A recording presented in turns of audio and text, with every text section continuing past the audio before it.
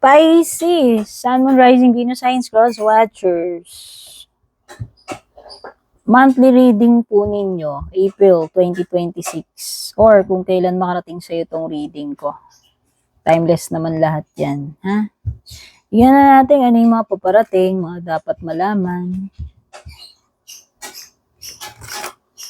By the way, salamat Pisces.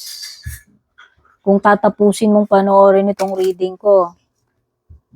Pa-comment na lang dyan kung taga saan ka ba, bago ka ba rito or matagal na, saan mo ba natagpuan yung reading ko, sa YT ba, sa FB, sa TIKTOK.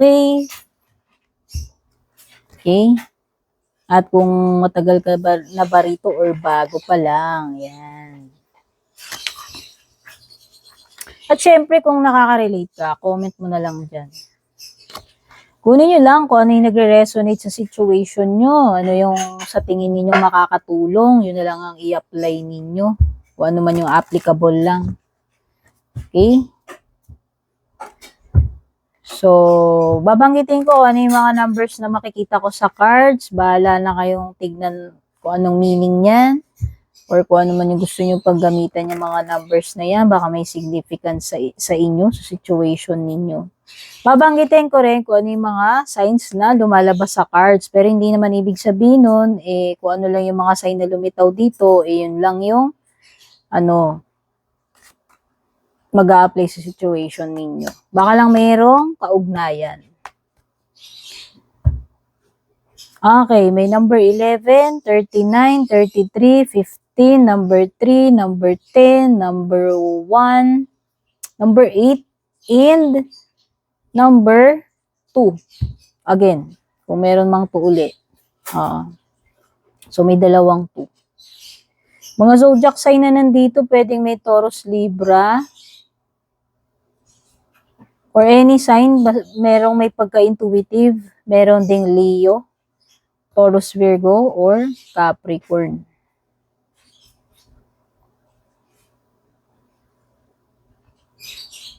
So, dun muna tayo sa mga not so good cards, Pisces. Yun yung usually inuuna ko. Pwedeng merong mga problemahin ka since nandyan yung concern. Pwedeng hindi rin ganun ka-okay kung magsisimula ka ng investment, negosyo mo, hindi ko alam something na may kinalaman sa sisimulan mo na merong involved na pera. O puhunan, or magsisimula ka ba ng negosyo mo, or papasok ka ba ng investment, consider mo muna mabuti ha, pag-isipan mo. Pwede kasing hindi ganun ka okay sa simula. Meron something dito na hindi ganun ka okay. Sa umpisa pa lang, o mafe-feel mo na yan. Actually, pwede ngang kung naghahanap ka ng opportunity, baka mahirapan ka pa, baka wala pang vacancy or opportunity, kung trabaho man yan. Or pwede rin naman yan kasing procrastination mo, Pisces. Kung mahilig ka mag-procrastinate, pwede rin naman. Kasi walang mangyayari dyan kung hindi mo sisimulan yan. Yun naman yun. Si Ace of Pentacles ay nananatiling potential kung hindi mo kikilusan. Kung hindi mo itatanim, hindi yan, alam mo yun, hindi gagalaw. Pwede yun din ang ibig sabihin yan. Nakakita ko rito ng temptation. Pagdating sa mga magjojowa, mag-asawa, pwedeng mayroong third party problem. Yung third party, pwede yang hindi yan usually iskabeche lang, or yung KABIT, cavities. Minsan, pwedeng family member yan, or yung mga ibang tao na maaaring sila yung sagabal or nakakaapekto sa relationship ninyo. Outside factors, kumbaga. Kung hindi man tao, sabihin na natin, may ibang mga factors na maaaring yung nagiging reason bakit kayo nagkakaroon ng conflict.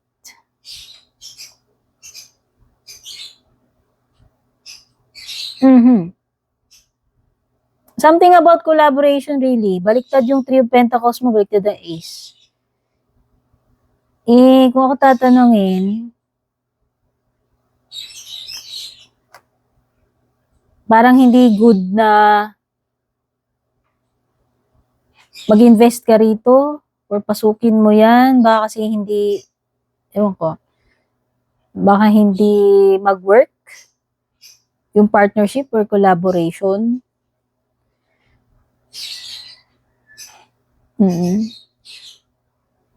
Flop eh. Flop talaga eh. Baliktad 3 pentacles mo.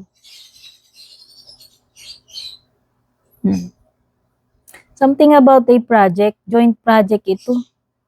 Pero parang hindi talaga maganda yung, ewan ko. Pwedeng hindi matapos. Or hindi successful yung project na yan, yung outcome. Ito pa.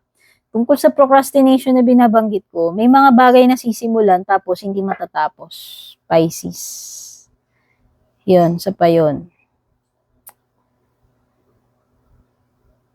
Malaking money involved to if ever Pisces andyan si Ten of Pentacles.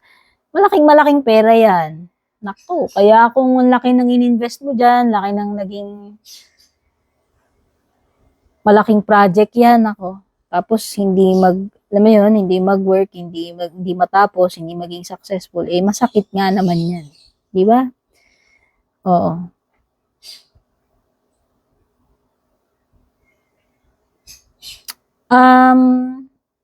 May tendency ka na bumigay with the strength card reversed, meaning mawalan ng lakas na lumaban, mawalan ng motivation, or mawalan ng control pagdating sa mga urges mo. Pwede. Kasi strength card reversed, pwedeng hindi mo na mapigilan hindi mo na makontain. Pwede kang bumigay or yun nga, mag-give in ka. Pwedeng ganun. Sabi ko nga kanina, pwedeng temptation yan. Maraming form ang temptation. Pwedeng sa relationship, pero pwede rin sa sarili mo yan.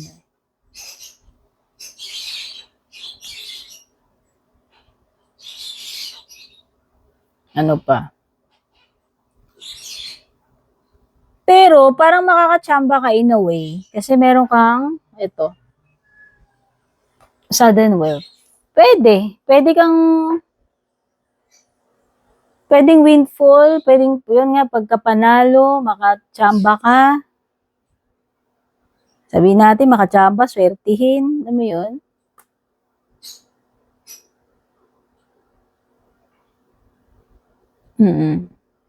Tiyempo ayan nagtapat-tapat. 777 by the way, may lumitaw na number doon. Baka yun, dagdag yun na rin yan. Yun na nga. Makabingo, makachamba, manalo, alam mo yun. Random lang, pero pwede kang makachempo alam mo yun. Makadali, Pisces. So, at least, di ba? Meron something dito about community. Etong community mo na yan, literal yung surroundings mo. Whether ang tinutukoy dyan, yung lugar na kinaroroonan mo, mga taong nakapaligid sa'yo, family man yan, or sa workplace. Something about the environment dun sa pinaka lugar na kung nasaan ka.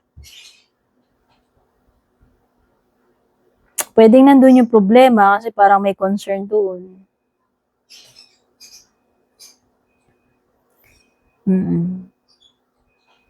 Or a specific group na kinabibilangan mo, organization, company, maraming pwedeng ibig sabihin yung community na yan Yan yung nakapalibot sa'yo Pwedeng nandoon yung problema Kasi nakikita ko may pinoproblema ka. Or yung mga taong nakasurround sa inyo ng asawa mo, jowa mo, person mo. Kasi pwedeng yun din talaga. Sabi ko nga, meron something about the Three of Pentacles. Now, third party, di ba binanggit ko yun? No? So, pwedeng yun yung malaking factor or cause ng problema ninyo or sa relationship ninyo, kung patungkol man yan sa relationship ninyo. Oo, kasi pwedeng merong mga nangingialam or yung mga nakakaapekto sa inyong dalawa. Tao man yan or hindi. Yun yung binabanggit ko kanina eh.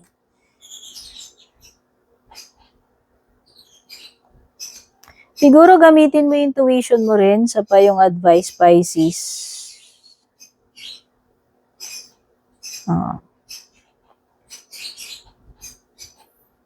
Pakiramdam mo mabuti or meron ka na-feel na intuition mo siguro.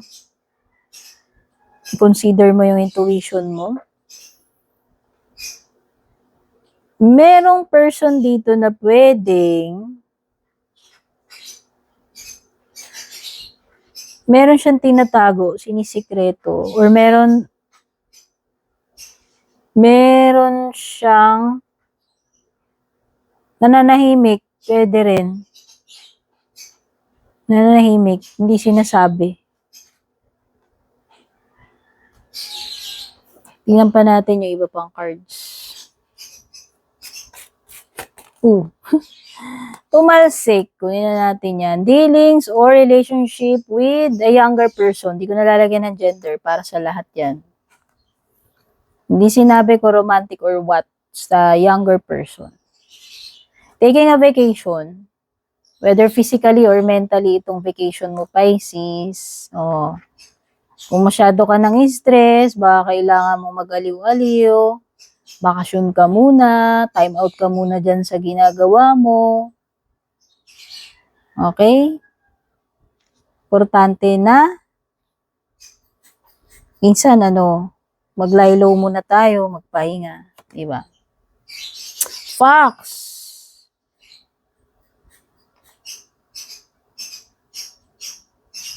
I think something pwedeng ka-business, kausap mo regarding pera or business. Basta may transaction eh. Yung mga fox known for being cunning. Kumbaga, tuso, pwede. Tuso, madiskarte or sneaky, ewan ko eh.